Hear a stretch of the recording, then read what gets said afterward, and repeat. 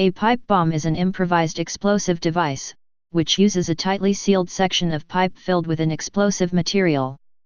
The containment provided by the pipe means that simple low explosives can be used to produce a relatively large explosion due to the containment causing increased pressure, and the fragmentation of the pipe itself creates potentially lethal shrapnel.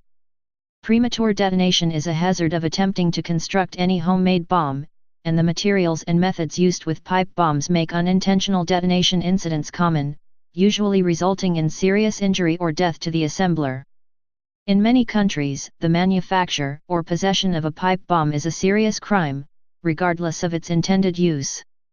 Design. The bomb is usually a short section of steel water pipe containing the explosive mixture enclosed at both ends with steel or brass caps. A fuse is inserted into the pipe with a lead running out through a hole in the side or capped end of the pipe. The fuse can be electric, with wires leading to a timer and battery, or can be a common fuse. All of the components are easily obtainable. Generally, high explosives such as TNT are not used, because these and the detonators that they require are difficult for non-legitimate users to obtain. Such explosives also do not require the containment of a pipe bomb. Instead, any sort of explosive mixture the builder can find or make is used, and some of the explosive mixtures used, such as gunpowder, match heads, or chloride mixtures, are very prone to ignition by the friction and static electricity generated when packing the material inside the tube or attaching the end caps, causing many injuries or deaths amongst builders. Sharp objects such as nails or broken glass are sometimes added to the outer shell, or inside of, the bomb to increase harm and damage. Operation.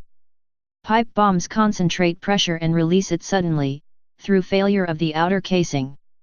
Plastic materials can be used, but metals typically have a higher bursting strength and so will produce more concussive force. For example, common Schedule 41-inch, 25 mm, wrought steel pipe has a typical working pressure of 1010 psi, 7.0 MPa, and bursting pressure of 8090 psi, 55.8 MPa, though the pipe sealing method can significantly reduce the burst pressure. The pipe can rupture in different ways, depending on the rate of pressure rise and the ductility of the casing material. If the pressure rise is slow, the metal can deform until the walls become thin and a hole is formed, causing a loud report from the gas release, but no shrapnel. A rapid rate of pressure rise will cause the metal to act as a crystal and shatter into fragments, which are pushed outward in all directions by the expanding gases. Modes of failure. Pipe bombs can fail to explode if the gas pressure buildup is too slow, resulting in bleed out through the detonator ignition hole. Insufficiently tight threading can also bleed gas pressure through the threads faster than the chemical reaction pressure can rise. They can also fail if the pipe is fully sealed and the chemical reaction triggered, but the total pressure buildup from the chemicals is insufficient to exceed the casing strength. Such a bomb is a dud, but still potentially dangerous if handled, since an external shock could trigger rupture of the statically pressurized casing. Minimum evacuation distances. If any type of bomb is suspected, typical recommendations are to keep all people at a minimum evacuation distance until authorized bomb disposal personnel arrive. For a pipe bomb, the U.S. Department of Homeland Security recommends a minimum of 21 m, 69 feet, and preferred distance of 366 m, 1,201 feet. Uses. Pipe bombs are by nature improvised weapons, and typically used by those without access to military devices such as grenades. They were successfully used in the Spanish Civil War, 1936–1939.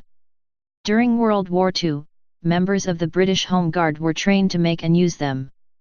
In Northern Ireland, there have been hundreds of pipe bomb attacks since the mid-1990s, towards the end of the Troubles. Most of the attacks have been launched by loyalist paramilitaries opposed to the 1994 ceasefires, especially the Red Hand Defenders, RHD, and Orange Volunteers, OV. However, they have also been used by Irish Republican paramilitaries and by anti-drugs vigilante group Republican Action Against Drugs, ROD. They are also used extensively in the south of Ireland by feuding criminals, including drug dealers, mainly in the capital city of Dublin. As well as users such as criminals, paramilitaries, and militias, they also have a long tradition of recreational use for amusement or mischief with no intention to cause injury to anyone, but due to the dangers of premature ignition and of shrapnel, pipe bombs are much more dangerous than alternatives such as dry ice bombs or spud guns. Notable incidents. On May 4, 1886, a pipe bomb was thrown during a rally at Haymarket Square in Chicago, Illinois, United States. It reached a police line and exploded, killing policeman Matthias J. Deegan. The bomb was made from gas pipe filled with dynamite and capped at both ends with wooden blocks. On July 27, 1996, Eric Rudolph used a pipe bomb in the Centennial Olympic Park bombing during the 1996 Summer Olympics in Atlanta, Georgia, United States. It killed 2 people and injured 111.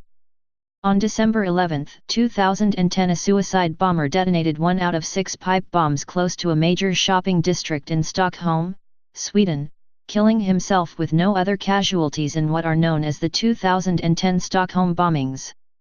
Please subscribe and thanks for watching.